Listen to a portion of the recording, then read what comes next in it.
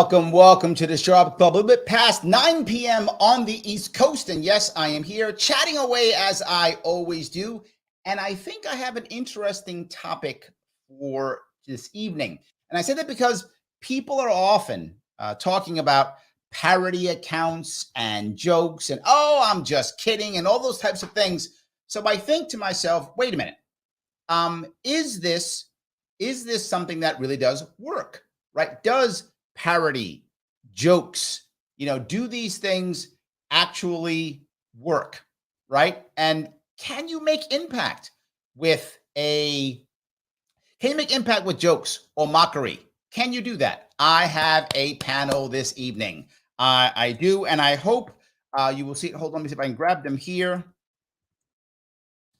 And I will grab everybody right now. I have coming on you right now, if I could, I have the man who's been on this show more than once. He is a comedian, an author, and so many other cool things. The man himself, the Lou Perez. How are you, sir? You are muted, so it doesn't matter what you say. Happy to be here, Larry. Thank you. There we go. That's what I thought. Absolutely. There we go. And we also have with us an activist and content creator, the woman herself, Carey Wedler. How are you? I'm great. Thank you so much for having me. I think this is going to be a very fun and enlightening discussion.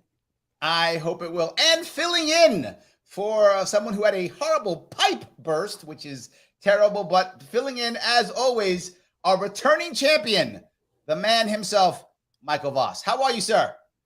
I'm doing well. Can everyone hear me all right? Absolutely. Fantastic. 100%. Sounds great. Great topic. Good guess. This should be fun. There we go. So here is my issue. And Lou, you are literally a comedian. You've been on the late night shows. You've done the thing, right? You've said the bad jokes that aren't funny anymore. Do the jokes actually work, or are they just ways of making money? I mean, you're filthy rich, so you know that part. Are they just ways of making money? Well, I think you skipped over something. Okay. I think I think one of the goals with comedy, and the more that I've talked to people about it, probably the main goal is to make people laugh, right? Oh, yeah. They don't always do that, though, Lou. No, they don't always do that. But I think that the intention should be there to actually make people laugh. And I think, then there's all different kinds of comedy that, people take part in. Some people talk about relationships, other people talk about politics. But the idea that somehow a joke is going to, move the needle or affect policy. I don't know. I think I've been a little more humbled in my recent years, and just say, like, for me, I think just making people laugh is kind of enough. Well, hold on. Let's go to the people who I think have moved in the past, right? Okay. Let's go to the George Carlins of the world, right? The Lenny Bruce back in the day, right? Even now, maybe even Dave Chappelle, maybe, right? I don't know if he's in that world, but maybe Chris Rock, maybe, right? I'm not sure. It's hard to judge the contemporaries, right? It's easy to judge people from decades ago. We can see their impact. It's harder to see the more modern day people. But don't those people make impact and move the needle? Well, I think what they've shown is what you can make fun of, what's possible, because I think, somebody like, for example, everyone, always talks about Lenny Bruce, and coming up in December, it'll be the 20th anniversary of his pardon. 20 years ago, Governor George Pataki pardoned Lenny Bruce. I think Lenny was probably the last comedian to actually be, arrested, and he had a tragic ending to his life. But I think people like Lenny Bruce, George Carlin, Richard Pryor, they show that, here are topics that might otherwise be off limits that you can make fun of and you can make jokes out of. There was actually like a whole movement. I don't know if it's necessarily a movement, but back in the 50s and 60s, they were called the Sicknicks, which Lenny Bruce was a part of, and Mort Saul. And they would, do transgressive comedy, making incest jokes, making, targeting the church and that sort of thing. So I think to that degree, I think comedy can do a really good job by showing not only, everything can be a subject matter, but also the importance of being able to take on, different subjects. And Yeah, but don't you see now, and Carey, you deal with this. I know you do. When you're online getting yelled at, obviously, I'm serious, right? You know this is true, right? Oh, So don't you actually wind up though? While we don't get arrested anymore, right? The cops don't knock down your door anymore. That part finally is good. That's done. But don't you get kind of socially attacked, right? It's not the right joke, or it's the wrong thing, or right? Don't we still get socially attacked? I would say absolutely. And I've also been censored, although I can't say that it's because of the jokes or the mockery, but I would imagine that there are people who report my content because I've upset them or I've triggered something in them. But I'll also say that I don't know that that's necessarily a bad thing, because I've had emails from people and actually people who ended up supporting me on Patreon, who were like, when I first saw you, I thought, who is this snarky little bee? I can't stand her. And then I think just because I triggered action, it was like they were hate watching my content, and then they ended up actually agreeing with me. And this is not the case for every person who watches my videos. I don't want to make the claim that I'm just like converting all these people to being liberty lovers all the time, but it does happen, and to me that's worth it. I like the hate watching part. That's good. That's good. That's good. Boss, you remember, I know you remember, Richard Pryor. I know you remember, I know you do, right? And the stuff that they got away with then, right? For those of you who have some gray hair like me, you remember you used to get like albums and stuff, like in tapes and stuff like that. You couldn't watch it on the internet. Yes, exactly. Redbox. What most people remember as a guy who played Fred Sanford is the comedian Red Box, who, by the way, his actual name is Fred Sanford. Funny enough. Yeah, he had his album. I remember listening to that when I was a kid. There's Richard Pryor stuff. It's interesting. You couldn't do anything. Eddie Murphy, Delirious, you couldn't do that nowadays. You couldn't do Jim Carrey stuff on Living Color. I don't know if you can get away with that stuff anymore. And it's kind of sad because we forgot parody is essential. That's the whole point of the comedians. That's why we love them so much. They point at something that is sensitive, that is serious, and they give us that breathing room to just not panic, not freak out, and say, hey, I can handle it. If you can make a joke what I hate about this, though, what you're saying, boss, and I agree with you, the problem is when we go to that level now, only the powerful can get away with it, right? So if you're, again, Dave Chappelle now, or Chris Rock, or whomever is the big guy of the day, or big gal of the day, you can get away with it because I'm uncancelable, right? I'm Bill Burr. I can do what I want. I can say whatever. I'm Dave Chappelle. I can tell everybody to go to hell. Doesn't matter. I'm the powerful guy. But what if you're the guy coming up? You're coming up. Now you're in trouble because you make the mistake. You're cancelable when you're coming up. So now does it mean that you are now being self-censored? Are you self-censoring yourself because you're worried about, if I make that joke, now I can't get to any clubs. I make that joke, now I can't be on whatever, HBO or whatever is the thing. For myself, I look for that guy or that gal, whomever is on that stage, who can make the funny joke, not the tame, this has been approved, this is what you can talk about, and the only way you can talk about it. I don't care what you want to make a joke about. If it's funny. If it's funny, then it's worth it. Now, not every joke will land with every person, but if we're putting restrictions on the way we laugh, you're putting restrictions on the way people live. You might as well say I restrict the way you breathe. And I think we need to break away from that. I think we need more comedians like the Lenny Bruce, the George Carlin, the Richard Pryor, the Eddie Murphy. And yeah, we do see that at times with even the most recent crop. But we need to go backwards with our comedy. But hold on. I want to bring up Lou's book. Now, I read Lou's book. Now, Lou, you actually, I think, got away with it because you made fun of making fun. Like, you didn't just go, cancel is bad. You went, no, here's why it's funny, and cancel is funny. You kind of did that thing. Is that why you got away with it? Is that why you're not in jail right now? I got to say something. Larry, thank you so much for doing an even better job saying what I said in my book. What did you just say? You did the thing and did this. Yeah, well, my book, That Joke Isn't Funny Anymore, on the death and rebirth of comedy. What I sort of respond to is, what we're talking about now, cancel culture, wokeness, and that sort of thing. And for a lot of people, they feel as though like comedy is dead. And I take the other view that I think there's never been a better time for comedy, because we have so many opportunities and outlets there. Now, a lot of the opportunity is happening in, alternate spaces, not necessarily on network TV.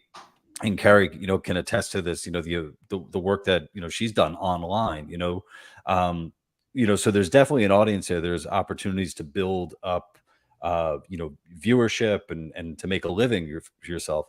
The one thing though, it's still a challenge though, because, ultimately like networks and studios have a lot of money that they could be investing in the new crop of comedians like myself. We've been talking about like George Carlin and Richard Pryor. It's kind of a trip to think that there was a time when George Carlin was the narrator on the Thomas the Tank Engine children's show, right? So here you have Carlin talking about, the 7 words you can't say on TV, and, motherfucker this and motherfucker that. And and yet they were able to compartmentalize and say, okay, he would also be great as a narrator for a children's show. Richard, there's two great examples already. Red Fox. Yeah. Fred Sanford on Sanford and Son was nothing compared to hearing Red Fox. You ever see comedy? I mean, you ever hear his bit? You ever hear his bit? Wash your ass. Yes, he got a whole bit of wash your ass. Yeah. Yes, and that's Fred Sanford. But I'll go one step further. The rapper Ice Cube. Ice Cube does family, like, are we there yet? He does family movies. And he's the guy yelling F the police. Yeah. Right? I think people can do it. I think absolutely. I think you can do both. Yeah, because as a not only as someone who does comedy, but I'm also, a fan of comedy. When you think back, if we were to list our favorite, comedy movies, chances are they weren't released within the last 10 years, you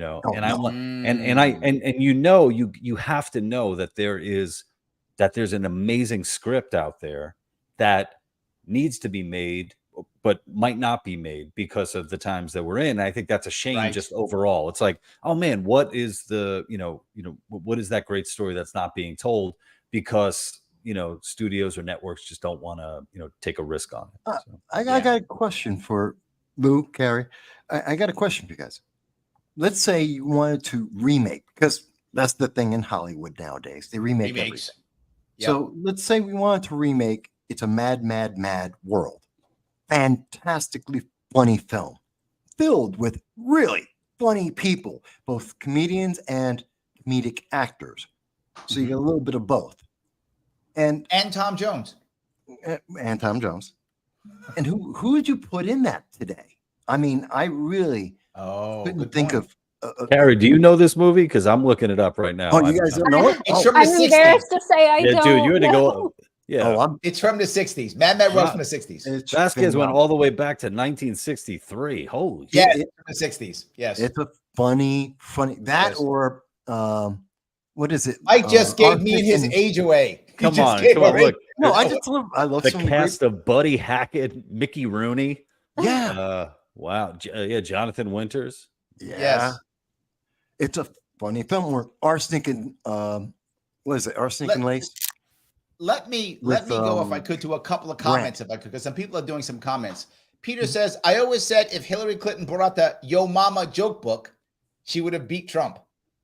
And I think there's some truth to that. And I don't necessarily mean she's done Yo Mama jokes, but Hillary was like so stiff, she was so the establishment. She was so, even if you like Democrats, right? Democrats didn't like Hillary because they were like, she's so establishment, right? Well, Larry, forget about the book. I think she would have won if she just came out and said, yeah, all those people you said I killed them. Now, what are you going to do about it? Yes. If she had Oh owned my that God. and just said, "Yep," like I think she would. I would have voted for her out of fear. Just that, Fear, exactly. Yeah. Yes. What she should have said, I took care of him, and Trump, mess around, see what happens. Right. See, you next on my list. Right, just like that. Yes. That's it. You're right. People, that would have been memorable at least. That's Well, for and sure. I think too, like if you look at Donald Trump, he's funny. Love him or hate him, however many Yes. policy decisions he 100%. made and imposed that I disagree with, he's funny. And that Yes. resonated with people, especially because he was using mockery to trash the system. And I have strong opinions on the fact that he is part of the system, but that's not how he presented. And he joked about it in a way that made people feel empowered and heard. I It's completely disarming, agree. isn't it? Mhm. Yes. It's disarming. It makes them like the person down the block. I wish we'd And see I think more of it. it wasn't it Trump But I who tell you said what's funny disarm them about him. first, disarm them He did first. say Yeah. that. He and did. So, boom, But taking the it good literally. thing, the thing that's funny about Trump is, to your point, Trump goes into a McDonald's with a $4,000 to $10,000 suit on and tells people, "Yeah, I know the menu better than you."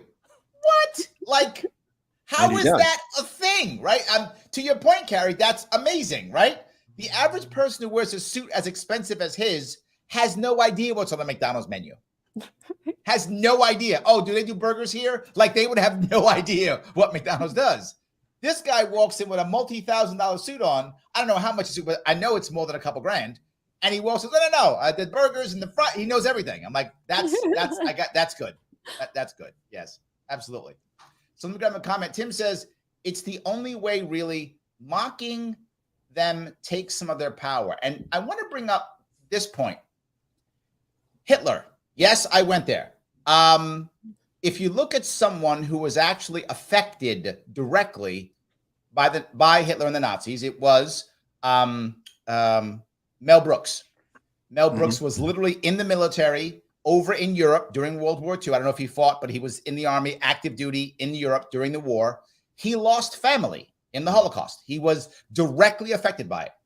And all that dude did was make fun of Hitler.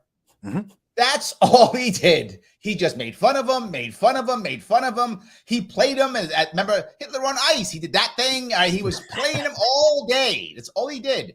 And I think it's right to Tim's point. Mocking him took away his power, right? And that's someone who was directly affected by him, and he mocked him to take away his power. Is that a thing? I feel like that's the thing. He mocked him like some decades after, like Hitler had already reached his peak and had already destroyed so Yeah, but he was mocking him in the 60s. Yeah, but Hitler was dead in what, 45? Yeah, but so he's 20 years yeah. later. But the Well, legacy was still there. I mean, it's not like Hitler's legacy is still here. But I mean, 20 years ago, there were people who were in their 40s who had like freed Jews from concentration camps. Like that was a thing. Now most of them have passed. But in the 60s, I mean, people still saw that stuff, right? well, they were It doing was it. fresh. They did it under The Little Dictator by Charlie Chaplin. Was Oh, that's right. during that Chaplin did time it. and right. Vasquez is taking us way back. He's bringing Yep. us. He's bringing I- us back I 30 have more a- years. I have a deep memory of stuff. And one of my favorite films is M. So that tells you a little bit about my taste. I'll tell you what. You know when the woke started winning? When Tell they me. started doing sound in movies. That's when you knew. That was the when it problem. was silent films. That's when it was anti-woke. Nowadays, after that. And that when the piano guy was in the theater doing the piano music during the train, that was when it was perfect right Exactly. then. That's When real people- movies. That's when real people entertainment. thought that a train was actually coming at them in the screen, that's what we got to go back to. Absolutely. That's what we're talking about. Well, how do we break But hold on. I want to touch this piece you mentioned, though. You said it was like 20 years ago. All right. So it's 20 years from 9/11. Can we make fun of 9/11? Can we make fun of Al Qaeda? Can we make fun of Osama bin Laden now? And I would say some people would say yes, but some people would still say no. Some people would still say no. Am I wrong on this? They would say never forget, but not that way. Yes, exactly. Yes, Right. absolutely. I mean, 9/11 has become its own meme holiday, where like the people who are posting memes on the internet, they are posting nonstop on 9/11, and there's people who love it, and then there's people in the comments who are very upset about it. So I think that's like a perfect microcosm of what you're talking about. Yeah. Well, it's yeah. taken away. Well, the memory of 9/11 is taken away from the memory of January 6th. So, Yes, we have to be really, Carey, be really careful here. Yeah. Watch out, Carey. It's too soon for January 6th. Too soon. If your comedy isn't pissing someone off, it's not comedy. Wait a minute. It's meant to make someone uncomfortable. Someone off, it's not comedy. What do you mean by that? Comedy is, there's always an element of being unsafe, being unsure, of being not quite normal or not quite right. It's different, right? Which is why we laugh at it, because it's a new perspective. It's a new way of seeing things. It's uncomfortable, kind of like being on a roller coaster, just as it's about to drop down. It's uncomfortable, but you want that. You want that thrill. You want that experience. Yeah, but look, the other thing That's though is, I always think of it. How can I know if I'm a comedian, right? And I do say, I'm making this up because it's horrible, right? A cancer joke, right? And comedians do jokes about death all the time. So do a cancer joke. How do I know if someone in the audience just lost somebody of cancer? I don't know that. And the people may laugh, but that person may be hurt by that joke. But it could be a funny joke. It could still be a funny joke, right? But maybe because of my personal experience, I'm hurt by it. So I think you can hurt people unintentionally, right?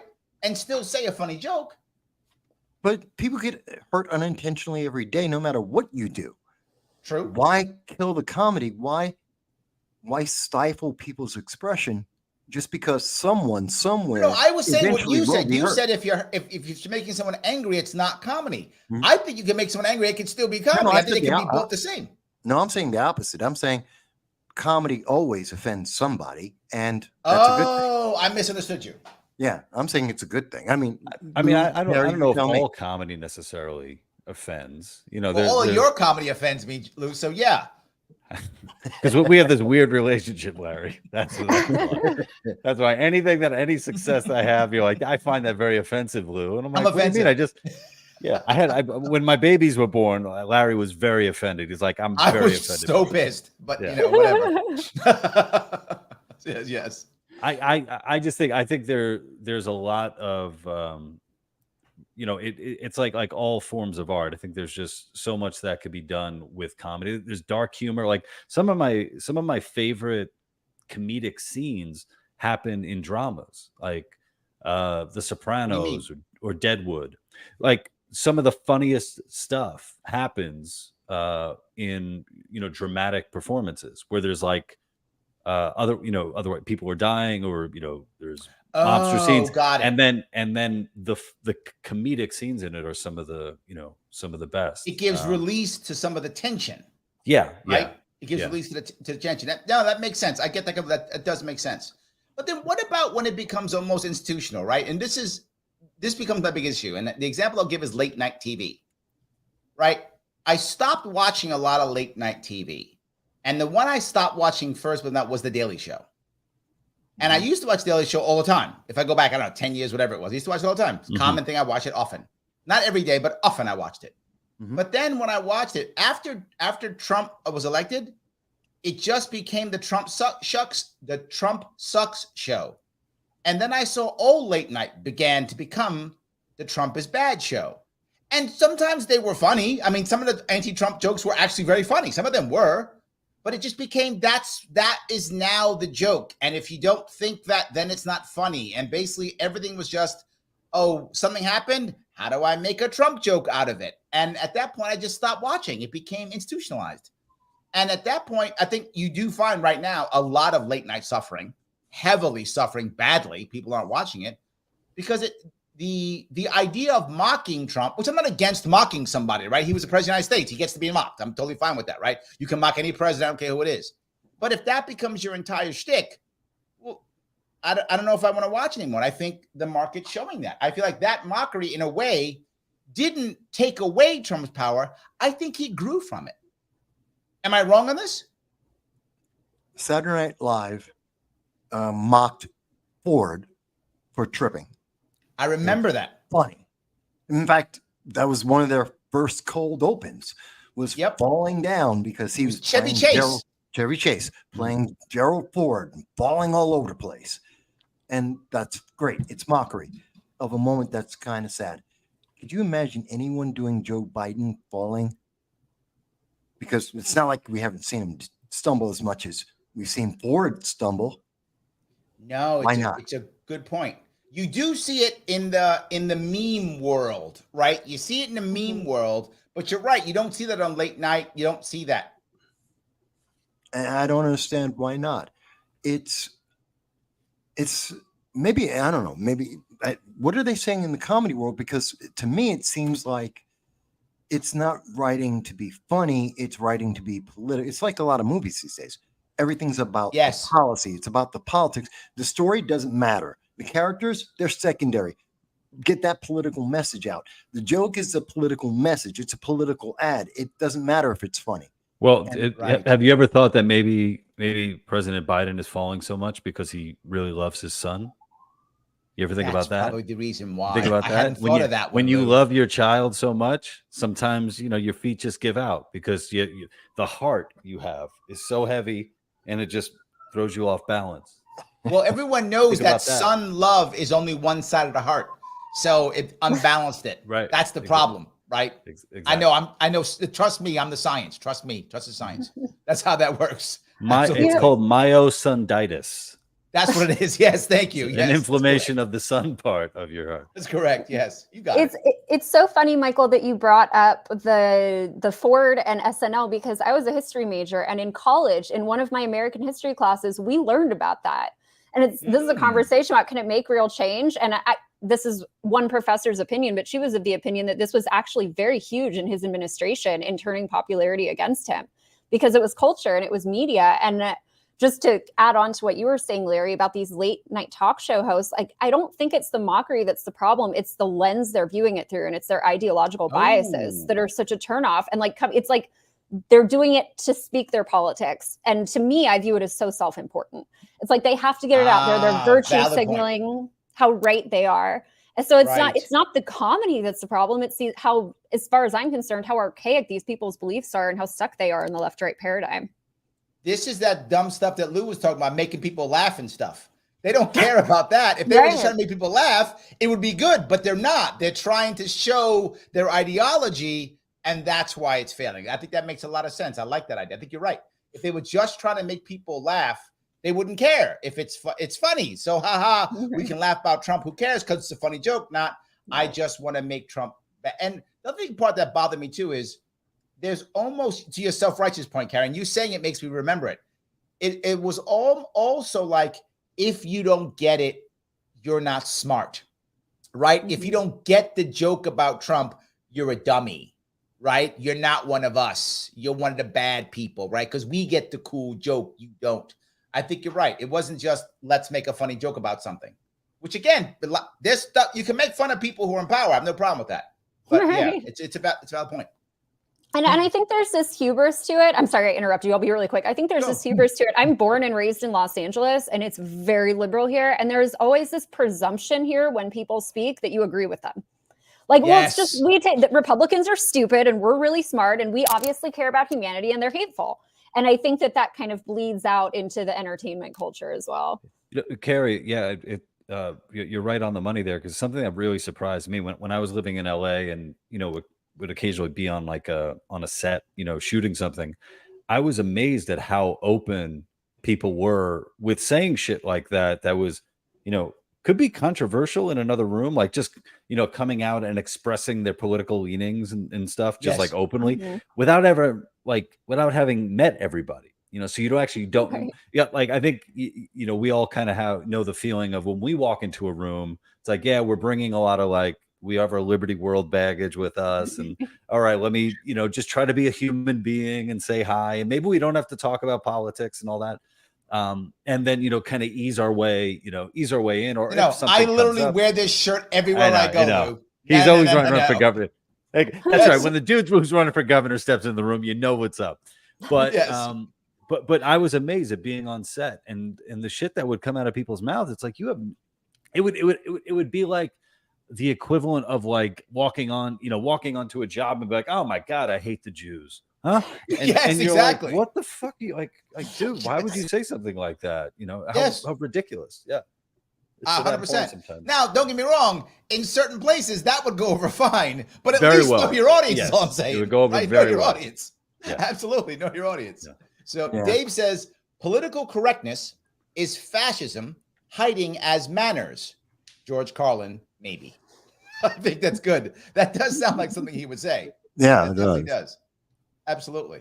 So Joel says, Red Fox, now that was tough. Now show me this Eskimo broad you want me to make love to.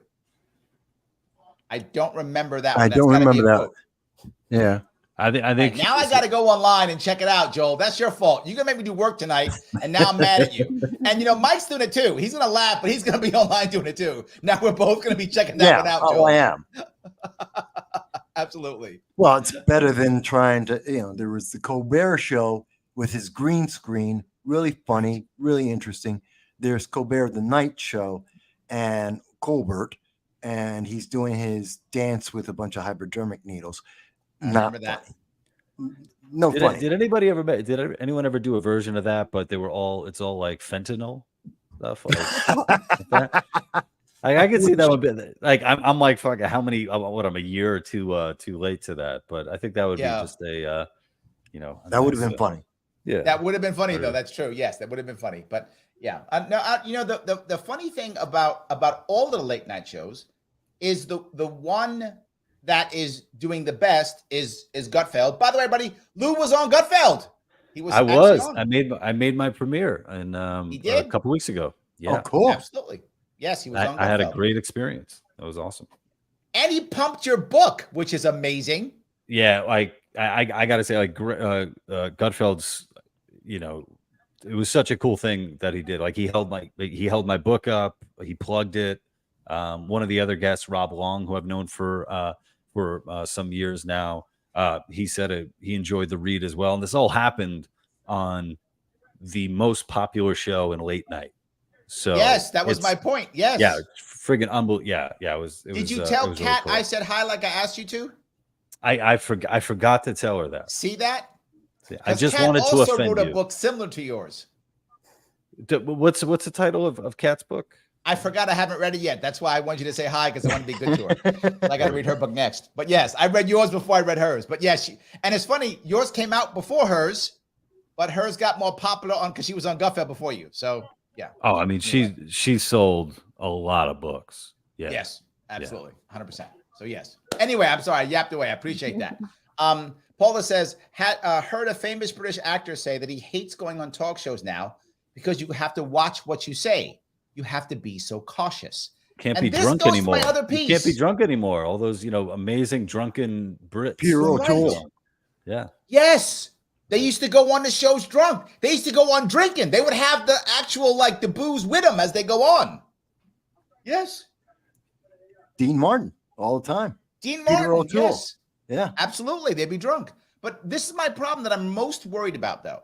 The biggest is it's kind of what you're talking about, Lou, but on a different level. You were talking about the idea of, well, there's some script that's not being, written, or some script that's not being, actually used in some movie or TV show or something. I'm worried that people actually aren't writing, they're self-censoring. And here's why I say this. 2 examples. One is the writer's strike. When the writer's strike happened, I heard people talk, the writers talk, complaining, saying, you got to support us. And the person said, okay, why?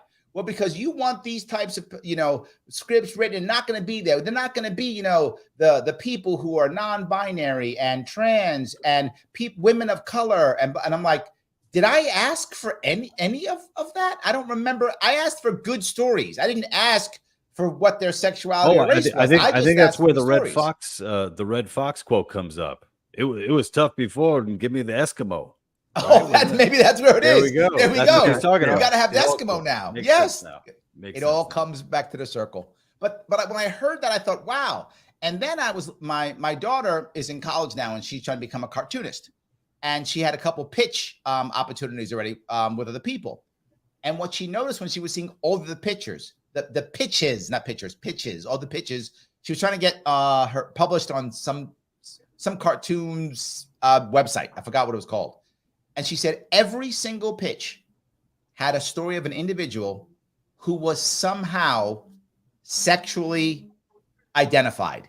She said everyone was somehow sexually identified as a different gender or gay or say again? Were these erotica pornos? No, and that's the point. They weren't erotica. It was like, it's a superhero, whatever, but she is non-binary and gay and looking for this. Wow.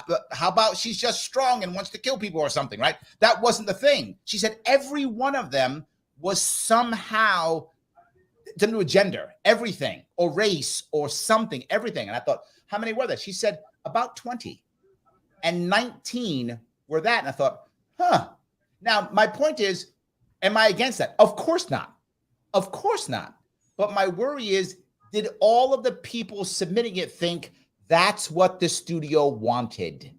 That is my worry. Did every one of those people self-censor and purposely put that in because they thought that's what would get promoted versus they all thought this was a cool character? I can't imagine they all thought this was a cool character. I mean, maybe, but my thought process is no. They were self-censoring and purposely putting this type of character as their main character because they thought that's what was wanted. That's what's on the circuits. Okay, isn't that what's on this? Look at everything on TV. Look at everything in the movies. Look at everything that's on streaming. I mean, from She-Hulk to Velma to Ahsoka. Thank God I saw the Continental, totally different, but I guarantee you, but it's in there too. Yeah, it is what they want. I don't know, Carey, maybe you agree with it. I mean, I'm looking at the four of us right now. This is a little too diverse for me. This is a little too much diversity. It's like, check out, the pot calling the kettle black. And we got two black guys here, so I don't know. Well, you say that, and I got to tell you, it's just funny. It's just very funny you say that, Lou. If you look as a libertarian doing podcasts, look at all my guests. There's white men are a minority. If you look at everybody who I have on my guest, as you look through all my guests I have, white men are minorities in my world. And it's not on purpose. Like, I'm not purposely going, let me get rid of white guys. That's not what I'm doing.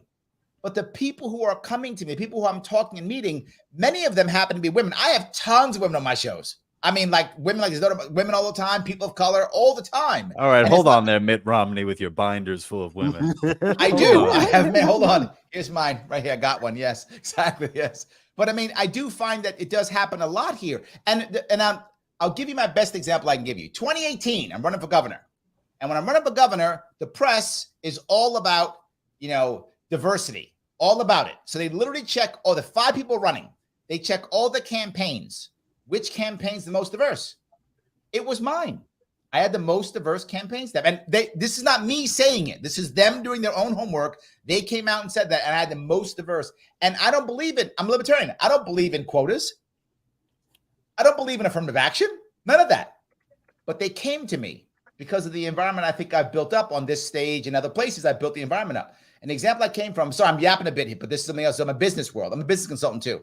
And I remember I had a client in Utah. And in Utah at the time, it still may be true, but at the time, it was okay to fire people if you're gay. That was state law. You can do it. You say you're gay, you can be fired. I don't know if it's still true, but back then it was. This is probably 10, 15 years ago. And so we had a very strict policy. We won't fire you if you're gay. That's it. That was the policy. We weren't pro-gay or trying to find gay people or having a gay quota. Nothing. Our policy was, we won't fire you because of that. We'll fire you because you're terrible. That's why we'll fire you, not because you're gay. And we got some of the most amazing gay, lesbian talent, and they never asked for more money, and they never complained.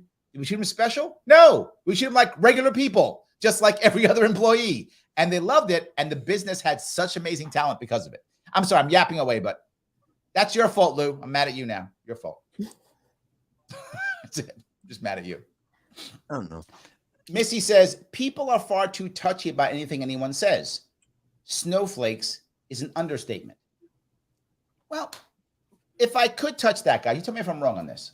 I'm going to use the people who use the privilege argument against them. I'm going to reverse the privilege.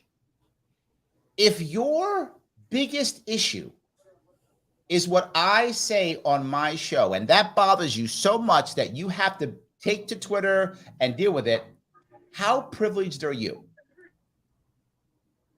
How privileged is your lifestyle, your life, that the number one thing is, whatever, Larry misgendered somebody. I mean, I try not to, but I'm sure I have at one point in my life. So Larry misgendered somebody, or Larry used a bad slur, or Larry used a word he shouldn't have used because the word was bad. If that's your biggest issue, man, your life is good, isn't it? You're privileged. You are super privileged. That's what I have to say. There should be harsher things in your life to worry about than what some guy on the internet says about you in some way, shape, or form. Am I wrong? Oh, hell, that's why you have me on, because I'm the one who does that. That's true. You do that worse than I do. That's totally accurate. Yeah, yes. That's one reason why I bring you around. I look better because you're like hammering people. It's true. Yes. Well, and I think really key to this kind of reaction, at least in my experience and from just being on the internet for a decade now, is that people who have that severe a response, I don't even want to call it a response, it's a reaction. They're reacting. It usually indicates some very deep insecurity, whether it's about themselves or their views. And they can be as certain can be publicly and outwardly. But I think that when they have to demand other people bend to their views, they aren't actually that confident in them. It's a valid point. I tell my daughter this all the time. I say, when you're 100% sure of yourself, you don't require social proof. It's when you're not sure you require social proof. You need other people to tell you you're right, right? The sky is purple, isn't it? It is purple, right? Right? Tell me it's purple because it looks blue. So I got to have people keep telling me it's purple. Otherwise, I might not think it's purple. So I constantly need people telling me that it's purple because I don't actually think that it's purple. I think you're totally correct. Why don't we have stuff like Farscape? Anyone ever see Farscape?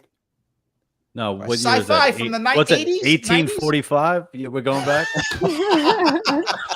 That's good. You're bringing us all the way back. The 90s. Yeah, you remember that sitcom with Frederick Douglass? This is as I watch TV. Oh, you guys are wonderful.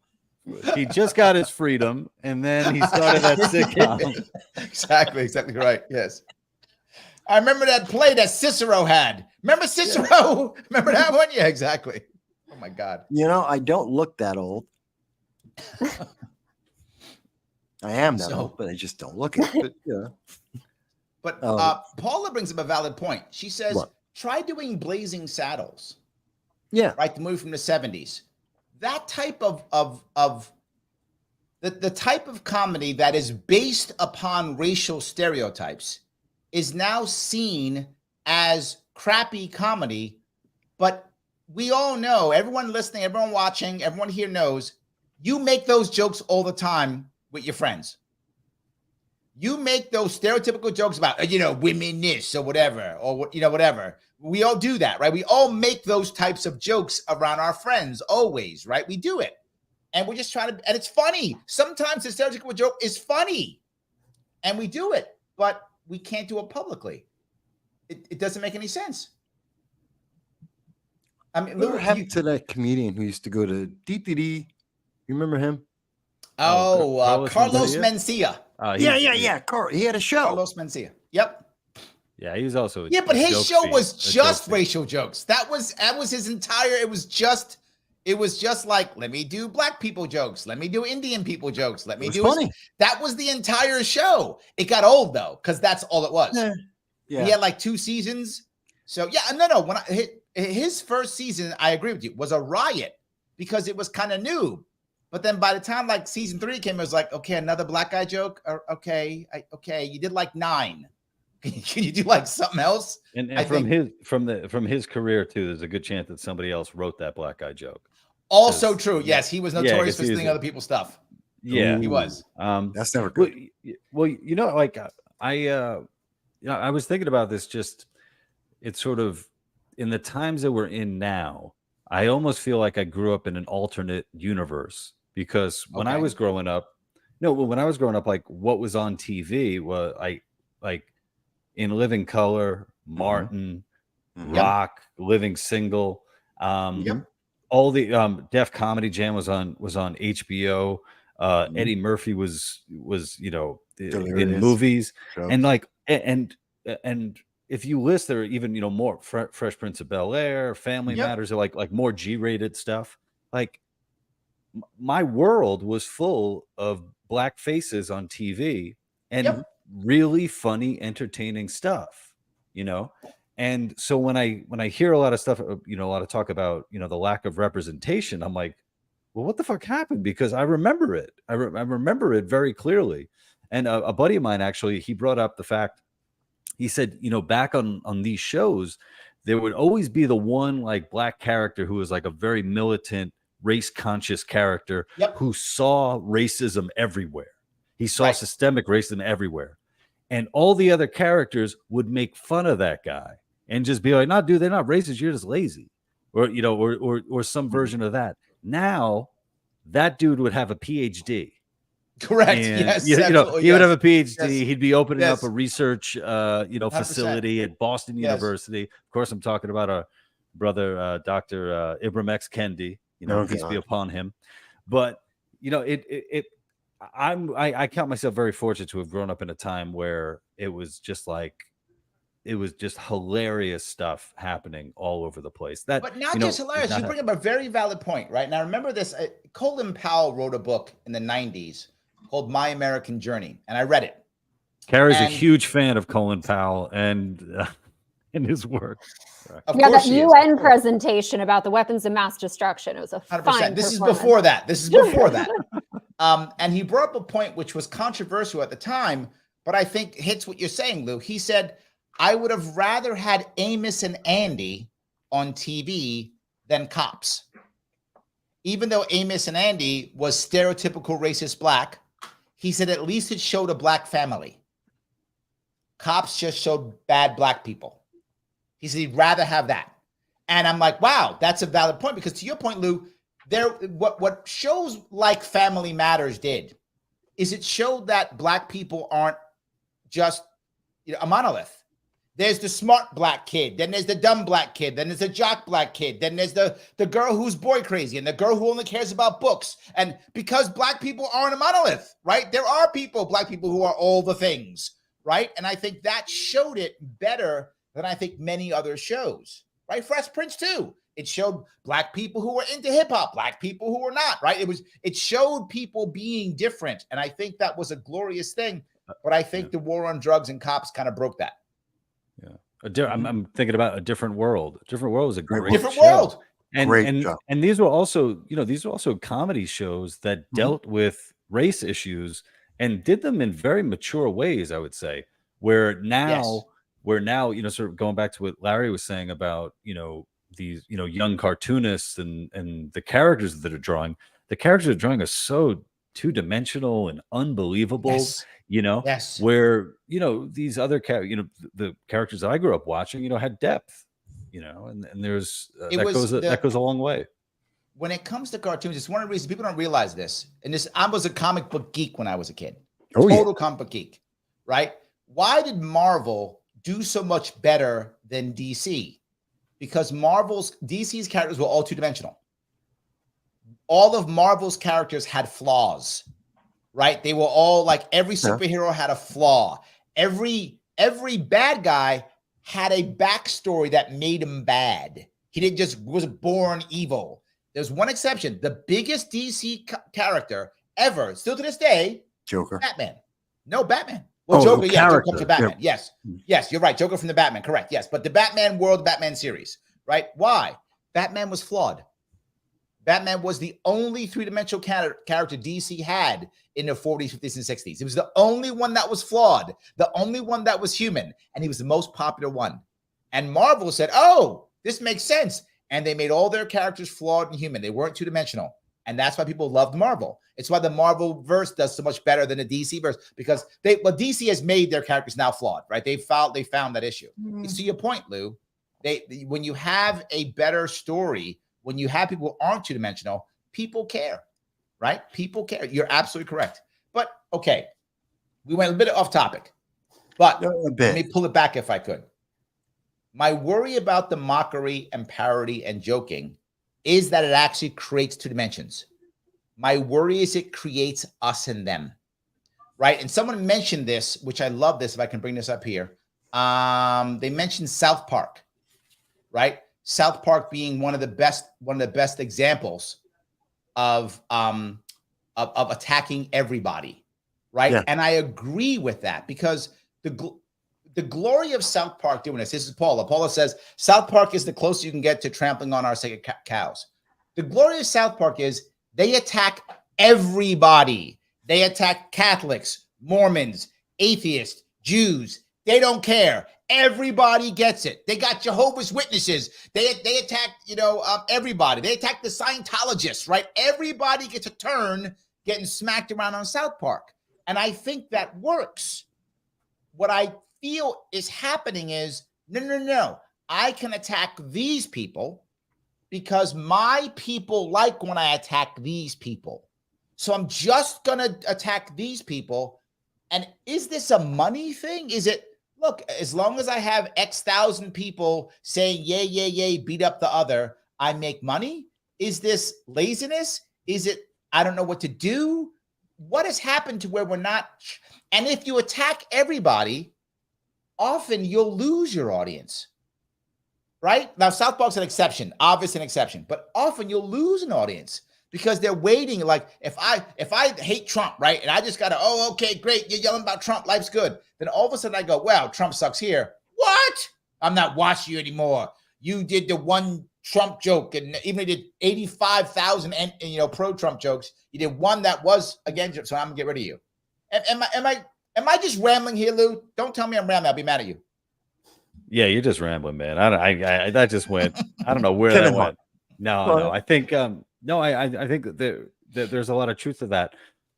As far as motivations that people have, right? I think it's easy to call people like grifters or shills or that sort of thing. But I think one natural motivation people have is they just want to be liked. They want to get by.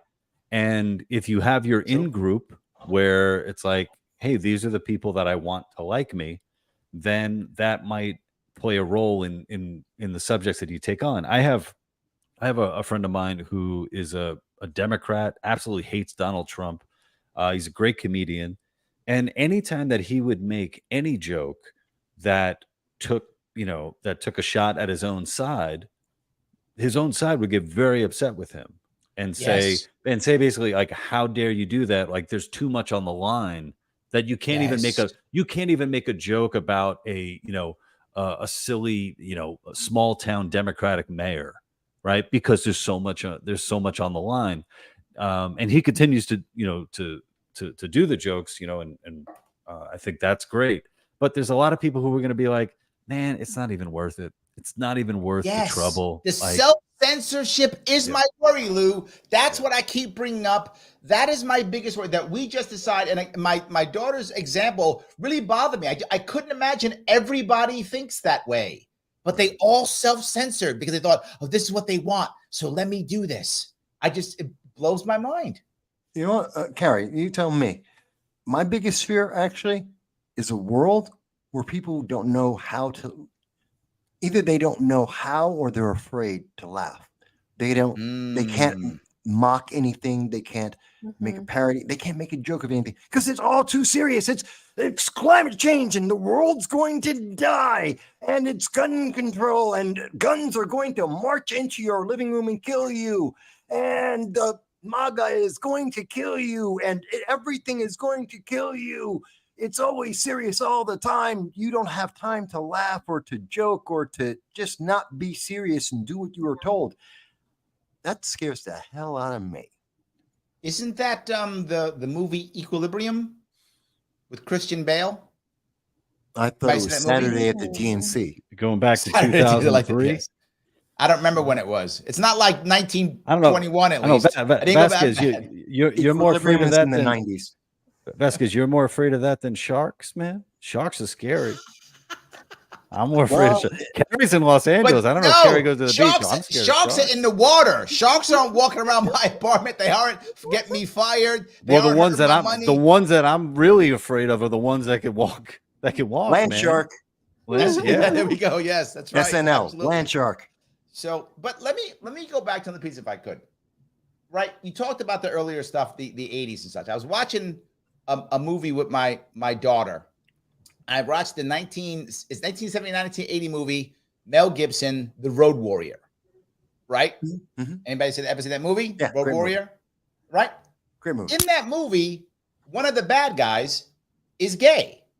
And he has a gay lover. Yeah. And he's literally a hardcore, like, bad guy, like kills people. He's a hardcore bad guy.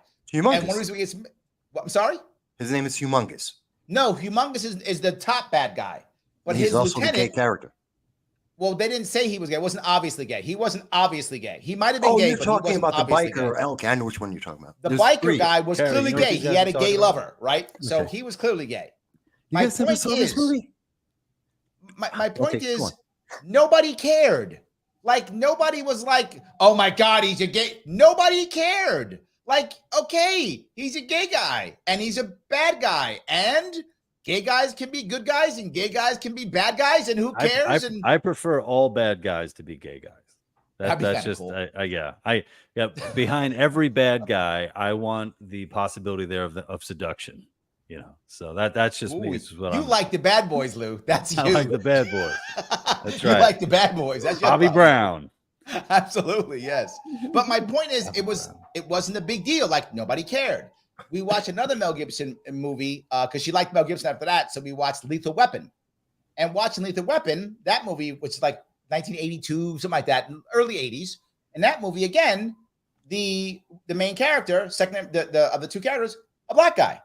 Nobody cared, right? It was happening. I saw us making moves in the 80s and 90s that were getting things better. Then Ibram X. Kendi comes on and says, oh, no. You got to be anti-racist. So, yeah, that's not going to do. That's not going to do. And I got to give this man grifting credit, only because you brought it up, Lou. He made not being racist. Well done. Like, oh my God, how'd you pull that one off? Like, that's amazing. Like, no matter what, basically he said, you got to give me money no matter what. Like, I don't care who you are or what you're doing. I got to get a check. So I'm getting a check no matter who you are. And I'm saying, when it comes to grifting, well done. I went long on that one too. That's I know. Kendi, I'm all right. sorry. But I'm not a Kendi fan.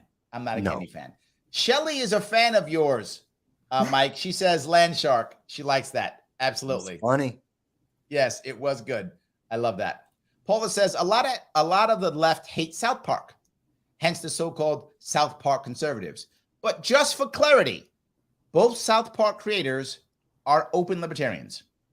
Just to be clear, they are open, professed libertarians, both of them. I've been trying to get a hold of them to run for something forever, and they never return my calls ever.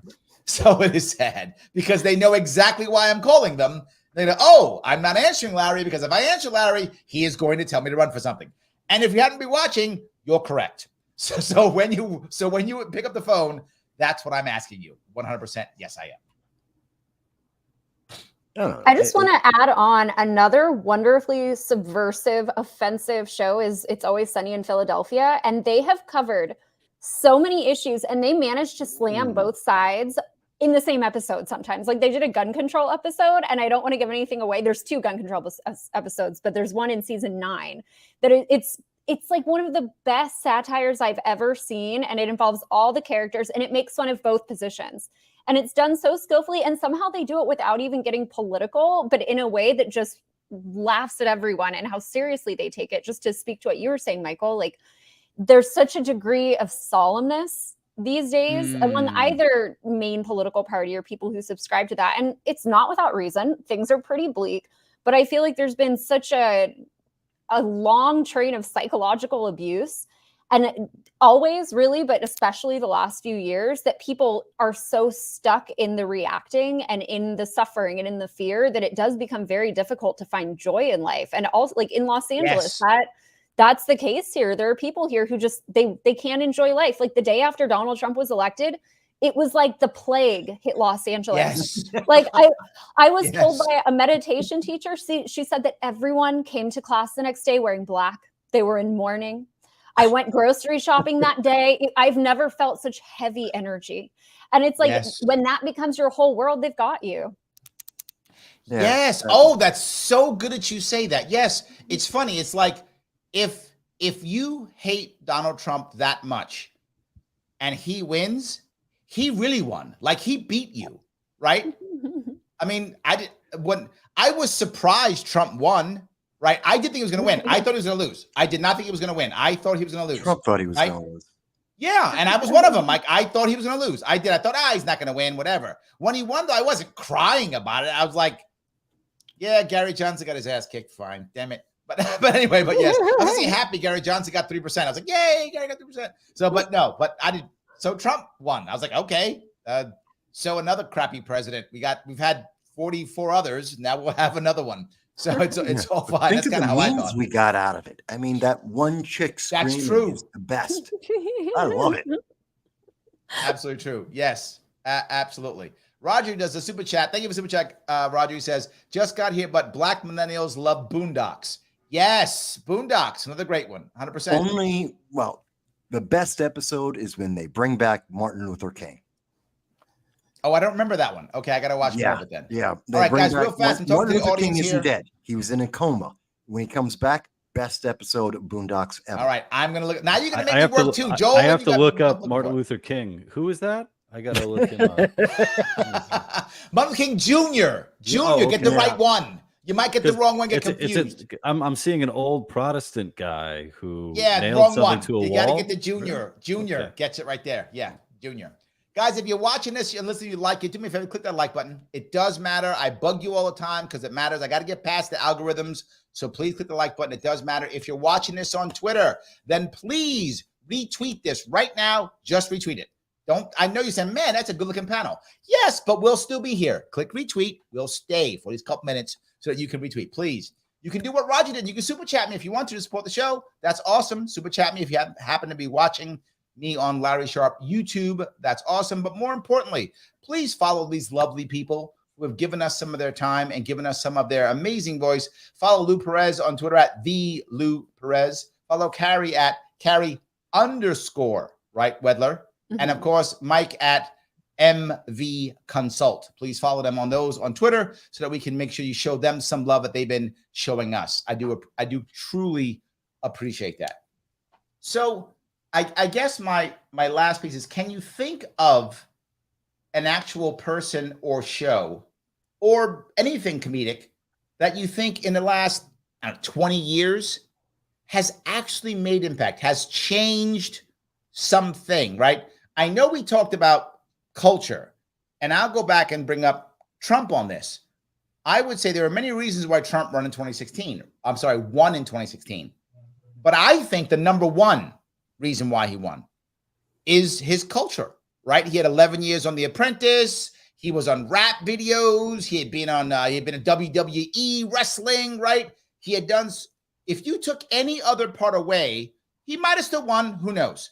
But you take that one away, I don't think he wins. I think that's the biggest thing for him. But his wasn't only comedy. It was some of that. He was like on SNL. We did some comedy stuff, but it was cultural stuff.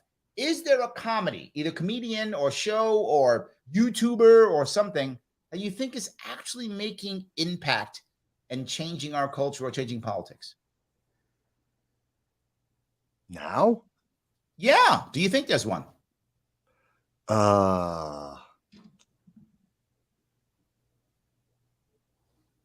Wow. Maybe not. So maybe it's not happening. I would argue, though, I think right now, Dave Chappelle is. Probably the I'm closest. going to go with Dave Chappelle. Man, I got to for a look couple this of guy reasons. up too. Oh, Martin Luther King, Dave Chappelle.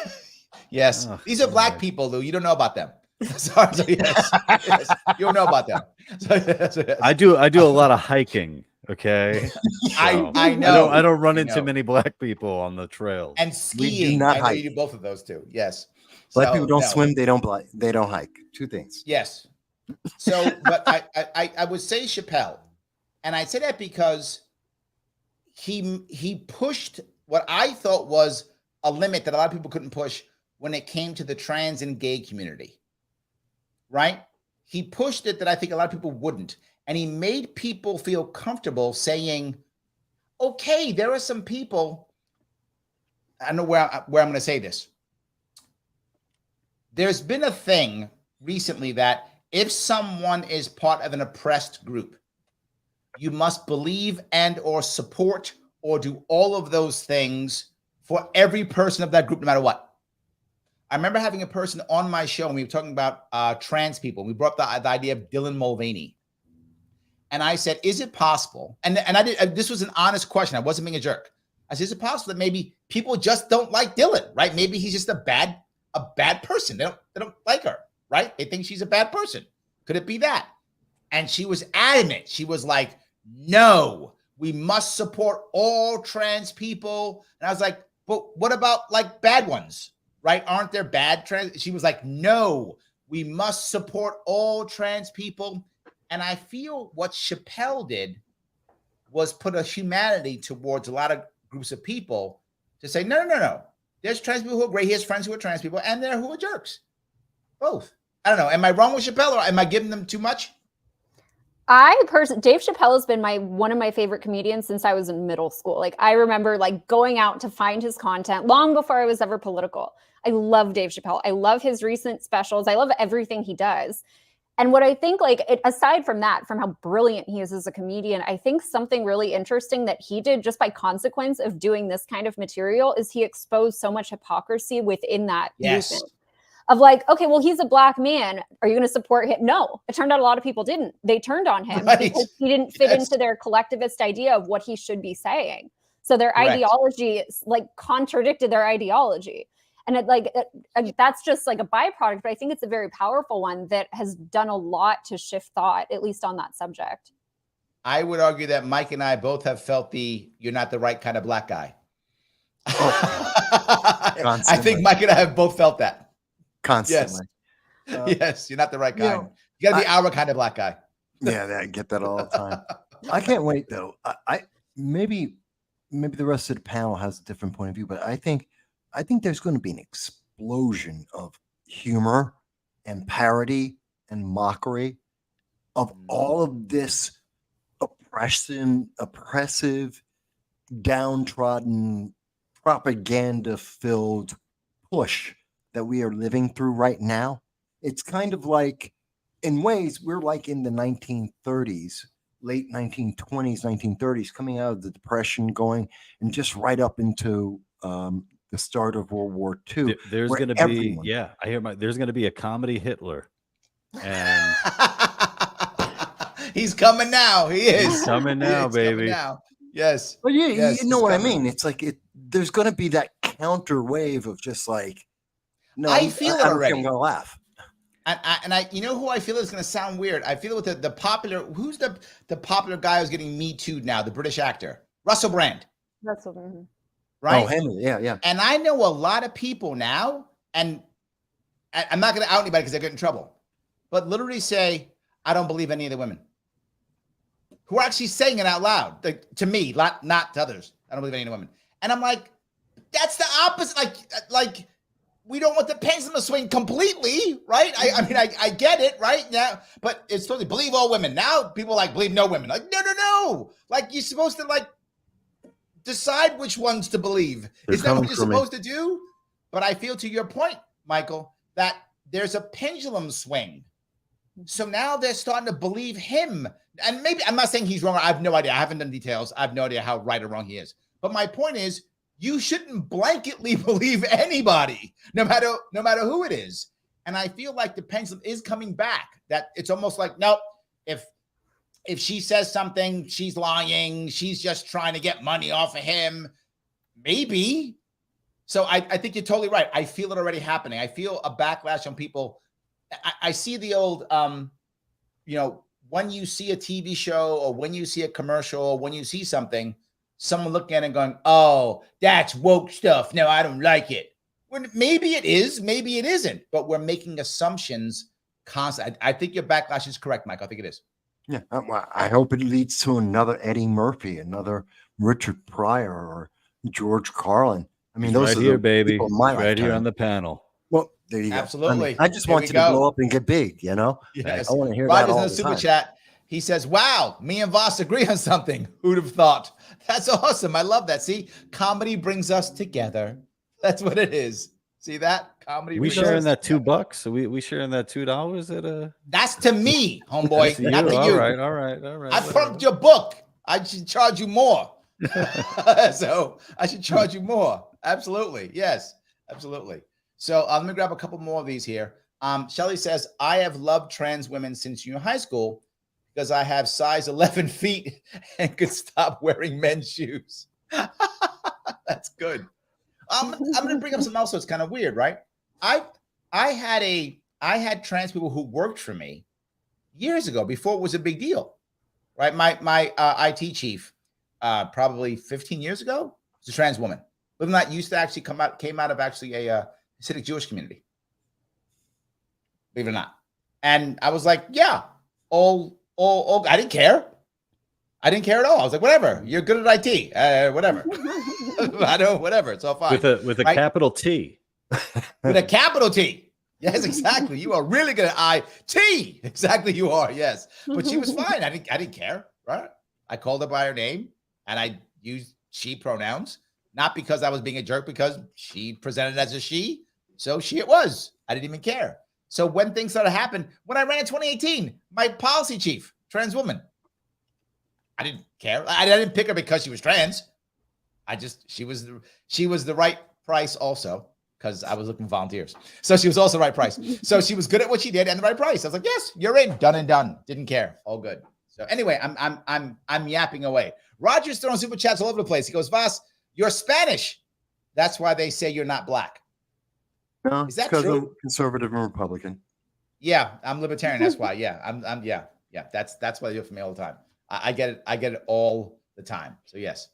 So Carey, you have a fan. Hey Carey, how is the most gorgeous anarchist of them all doing tonight? Look at you. I'm doing pretty great. Thanks for asking. That's very flattering. I haven't been making content for a while. I'm about to come back with I've been working on some very offensive scripts. So I'm looking forward to that and getting the backlash. There we go. Good. I'm glad. Very good. So hopefully I've kicked you off. See, there we go. I've kicked you off. This is Fire more cool. It's characters. great. Yeah. There we go. So yes. Paula says Chappelle in South Park. No context needed. Yes. No, there isn't. We know what we're talking about, right? I mean, that's the issue, right? We are thinking about that. Yes, absolutely. Joel teases and says, Frederick Douglass, I'm hearing more and more about him every day. Can't help but be very popular. good. That was very good. Absolutely. So let me then, if I can, ask, is this, if we can't name much, right? Only Chappelle and maybe South Park. How do we shift this? How do we make mockery, joking, offensiveness, as you say, Carey, right? How do we do that and make it to where people actually come aboard with us, join us, versus just motivating people to... My worry is if we do mockery too much or joke too much, it can easily turn into people being mean, right? It can easily go to now I'm just going to, it went from ha, funny joke about somebody being feminine to all of a sudden now I'm using slurs against them, right? Just because I don't like them. That is, I guess, my worry, right? My worry is, does it go to that? Am I worried for nothing? Is Michael right? It's going to be a renaissance and I'm just a fool? That's part of the Renaissance. That's part of the Renaissance. It goes too far. Yeah.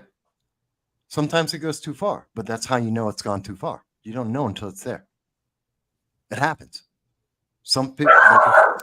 Sorry. I don't mind. Your dog agrees completely. Yeah. Actually, maybe your dog was mad. Like, don't go too far. Your dog was like, don't go too far, damn it. Don't do that. I No. was too honest. I said, too honest. What's wrong with you, Voss? You're too honest. Dog got mad. Absolutely. So, I mean, so are you telling me then that the pendulum swing back is a good thing, even though I'm worried about it. You think that the pendulum swing back the opposite way is a good thing? Is that what you're telling me, Mike? As a Larry, fan, that's what I think. But Lou, you tell me. Carey, you tell me.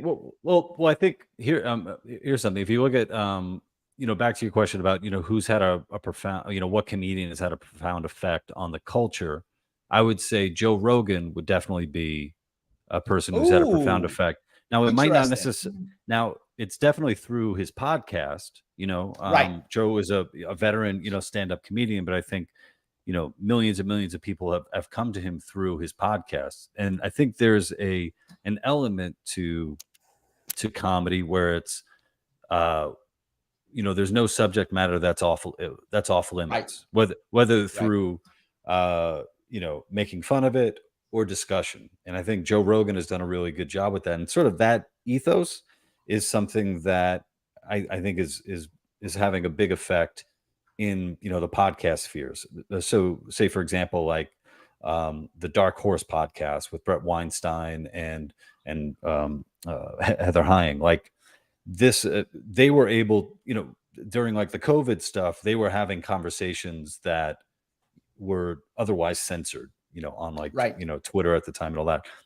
So I think that openness to inquiry, funny enough, is sort of a part of comedy in a way. Like it's sort of I don't know if they're necessarily like maybe cousins in a way, like. No, I think you're right. I think most of the best talk show hosts are former or active comedians. I think that's true. Not all of them, but the majority of them, particularly those that are good. And Joe Rogan is no exception to that rule. I think you're right. I think something else has happened though, right? Joe is so powerful, you can't cancel him, right? He's uncancelable, right? And when that happens, I think you begin to see the hypocrisy that Carey was talking about, because now Joe was like a Bernie bro. And then all of a sudden he says, I don't know if I like Biden or whatever he said. Trump got some good stuff, something like that. Oh my God, he's a right winger. Like, if you know Joe Rogan, and I'm not his buddy, don't get me wrong, I'm not his buddy, but I was on a podcast with him and he was about like teachers' unions and stuff. So I literally insulted him within the first 5 minutes and I called him a Democrat.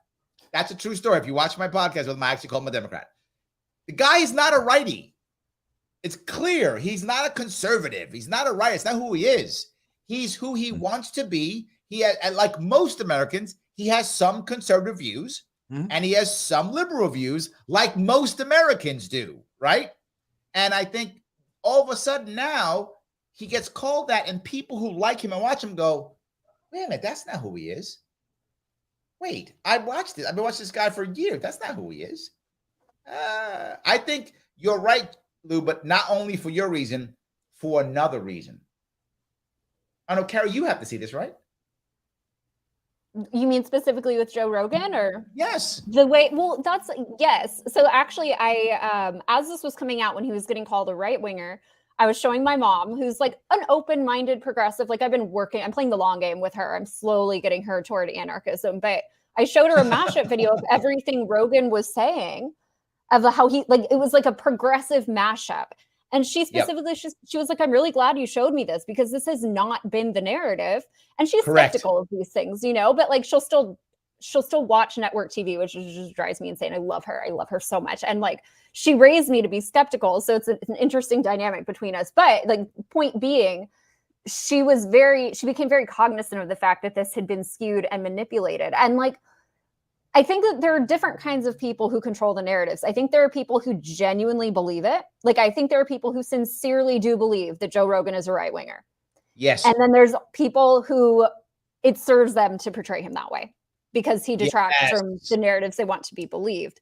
So he has garnered so much power. And again, it's if you watch him, he's really not that radical. Like, I wish I could shake him and like talk more anarchy to him, because he's open-minded.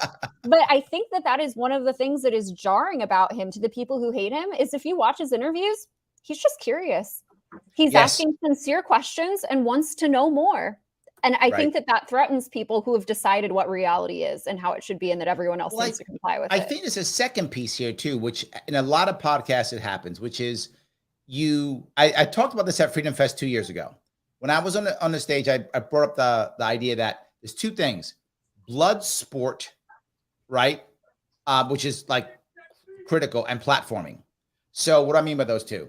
If I bring somebody on my show who doesn't think like I think, the first thing I think is, oh, now he's platforming this person, right? Larry put a communist on his show, so Larry now supports communists all of a sudden. He's a communist now. Oh my God. And the only way I get around it is if I blood sport them. Like I literally attack them and destroy them and devastate them, right? Then Larry's okay because he just destroyed the guy. And what's funny is some people still get mad at me because I have people on my show who I disagree with completely, but I never like hammer them. Never hammer them, right? If anything, I might joke them a little bit, ask a couple questions. I push back a little bit, but I let them talk. And people get mad at me. Like, how'd you let him get away with that? How dare you let him get away with this or get away with that kind of thing, right? And I'm like, because they believe it. Why would I want to yell at them? What value is it going to have? But they're more concerned about me virtue signaling than they are about me having a real conversation. I think that there's something too about debates, like more formal debates where you're like, well, what's the point of a debate? The point of the debate is to win. Or, people have said this before. It's like, well, I might not necessarily win in the room, but I'm I'm putting those ideas out there. And to a point, I think that's true. But it's just sort of like in my day-to-day, what I'm more interested in is actually accomplishing like things like that. So if I'm you want to accomplish things, I want to accomplish things, right? So if you're going hunting, right, and you're after a buck, trying to get a buck, you're not going to be debating, or the goal is how the fuck do we get this bullet into that buck? That's what the goal is. So right. In a lot of the stuff that that I do, like making comedy videos, it's like I need to, what's the idea? I need to script it. I need to put a crew together, need to cast it. I need to edit it. This is the goal, right? And it's sort of like all the other shit doesn't mean anything.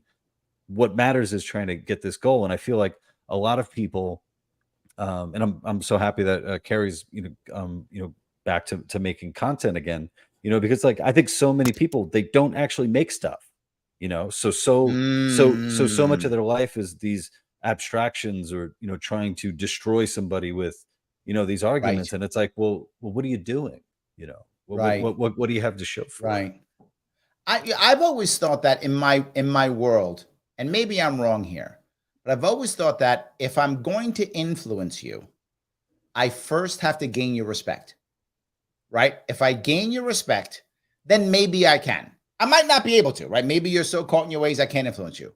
But I think if I gain your respect first, now I got a shot. Because at least now you won't just go, oh, Larry said something. That guy is just a one-word story, whatever story you make me, right? He's just another dumb libertarian or whatever, right? And then who cares? But if you respect me first, then maybe you'll hear me. I've always thought that. And the thing I like about you do, Lou, and I'm going to pump your ego a little bit before I say something mean about you, but I will say something nice about you. The stuff you make is never overtly anti anything. It's pro or just funny. And I like that. You don't produce stuff that's just negative, right? You don't go, here's how something looks bad. You go, here's something funny or here's something positive. And I do like that. That's why I share so much of your stuff whenever I see it, because it is good. I don't have to worry about someone going, oh, like Lou Perez is a jerk. They don't know that you actually are a jerk, that you just do a very good job pretending when you actually make things. That's all. So yes, that's all. Thank you, Larry. You're more than welcome, jerk. So yes, Roger Meadows comes back to another $5. Thank you for all the super chats, Roger. The dozens were fierce in our community with your mama jokes. Oh yeah. Cats either be ready to cry, fight you, or both. Love the comedy Hitler joke. There we go. All right, there we go. I like that. That's good. Yes. But I remember though, right? And South Park does this often. South Park talks about how the friends all rip on each other, but they're all friends, right? They rip on each other, but they're all friends. There isn't that much of that now. Not anymore. Yeah. Used to. Yeah. In ye olden days, I remember doing that with my friends all the time. Yes. You and I still do it, Mike. Well, yes. You but and I we're still from do it. the olden days. That's true. We are from the olden days. That's true. Yes. We still do it. Absolutely. So I do think that part of comedy, breaking the ice, is actually a very important piece. I do. Let me talk to the audience real fast. Guys, if you like what you're listening to, please click that like button. I know I bugged you once before. I'm bugging you again because some of you haven't clicked it. So don't be a nudge. Click that like button. If you are watching on Twitter, please retweet this right now. If you want to copy what Roger's doing, you can super chat me if you want to. If you happen to be watching on YouTube, Larry Sharpe, it's all great. But whatever you decide to do, please follow these great people. Follow Lou on Twitter at the Lou Perez. Follow Carey at Carey_Wedler. And of course, Mike at MV Consult, all on Twitter. Or you can head to the, if you want to, you can always head to the description on Facebook and YouTube. Check their website, see what they're doing. Buy Lou's book. I read it. I did it on Audible. I cheated. I did an Audible book. But it's fine. I still can say I read it. Well, actually, I guess I consumed it. Maybe that's a better way. I read it to you, Larry. Yes, I let Lou read it to me. See that? He was so good. I let him read it to me. Yes. Which is weird because I've actually seen Lou at events read a part of the book before he does his shtick. But I've heard him read the book to me already. So it's like, he's reading it to me twice. He does love me. See that? I love it. He does love me. It's awesome. So yes. All right. Night Shift says, already following Carey, I will win her heart. Wow. Okay. You have a fan, Carey. Yeah, that's not creepy at all. Night Shift. No, that's not creepy at all. Night Shift. Night Shift 10,000. 10,000. Please call the cops, Carey. But no, it's not good. That is not at all. As an anarchist, I can't do that. So, or I choose not to. That's true, but that also means she probably has a gun, Night Shift. So you probably want to watch yourself on that one. She's probably packing. Just saying. She probably is. So you are correct. Yeah, there we go. Yes. You got to worry about that. Absolutely. So, yes. So, guys, before we wrap this up, anything we want to talk about? Lou, tell me what you're doing. Yeah, thanks, Larry. Larry brought up my book, That Joke Isn't Funny Anymore, available on Amazon, Barnes & Noble, and Walmart, and also where other books are sold. And I'm producing a comedy series called Comedy is Murder with Free the People. So you guys can check that out on YouTube. Thank you. Awesome. Michael, tell us what you're doing. Political commentary every Sunday at 2:30 p.m. Eastern Standard Time. I cover everything from international politics to domestic and just make sure people keep up. And during the week, we do a lot of shorts, which doing well. And been doing that some is work with AI. And you are doing that's on No Sound Bites Allowed. Is that correct? Yeah. No sound bites with an I. Sound bite allowed. There we go. Carey, tell us what you're doing. I am getting ready to come back from a long hibernation. I chose to take a step back for some family, personal reasons, but I've been bursting at the seams. I'm working on a bunch of new videos. I'm excited to be coming back. And there's always this risk of like, am I going to get banned? Because it's happened so many times before. I do a lot of the mockery we've been talking about, but I do not, I don't bite my tongue on either side. So it's usually the same video. You can look out for those coming up. Sometimes I do a punch in one direction then the other, but sometimes it's, all at once. And I wanted to add one movie that came to mind since I'm going to circle back to Hitler. We started with Hitler. We touched back on Hitler. I have one more Hitler thing, which there's a German film. I think it came out 2015. It's a foreign film for us, but it was very important, I think, in Germany. It's called Look Who's Back. It used to be on Netflix. You know it. Yes. So, so the premise is that Hitler comes back after like however many years of being gone from German society. Hitler was trapped in his bunker. He never actually died. And he comes back out into the field, dressed the whole thing, and people laugh. They think it's funny and it's a joke. Yes. Yeah, and the movie is maybe like 30 minutes too long, in my opinion, my humble amateur opinion, but it's really interesting because it has a lot of really funny moments. It doesn't endorse Hitler, and I read an interview, I think with the director. It was someone at the end a little bit. It endorses him? Kind of like he's talking about making Germany great again and at the TV show at the end. Well, okay, so I took that to mean, I took that more as like commentary on like the rising bright tide, because there's an old woman at the end, and I think she plays an important role. But what I found really interesting was the director or someone involved in the film who was very important in its production basically said, like, Germany needs to be able to laugh. Like, it has been decades of constant shaming and making every German person, even who was born after Hitler, feel like they're responsible for everything he did. And this seemed like a really intentional effort for him to sort of like not destigmatize Hitler, but to like let people exhale a little bit, to not be so serious all the time, to laugh a little bit, because at some point, what can you do? And so if you're interested in everything we've been talking about, it's definitely, I think, worth watching, whether you love it or hate it or think it's very mediocre. Cool. I'm half German. It's a German flag right here. Ah. So yes, I speak little German, so I watched the movie in German actually. So yes, nice. It's actually yes. So yes, but yes, that's when it's good. But something to remember for all you people who are German, Hitler was Austrian, wasn't German. True fact. Hitler was Austrian. And there's a little thing with Hitler, Stalin, and Napoleon. A little interest here. Napoleon wasn't French. He was Corsican. Stalin wasn't Russian. He was Georgian. Mm-hmm. And Hitler wasn't German. He was Austrian. All three of them came from another country to take over the larger country. Just a little interesting trivia since we're talking Hitler. Anyway, so yes. In any case, what I would say is this is hold on. User has been banned from the word says a failed painter.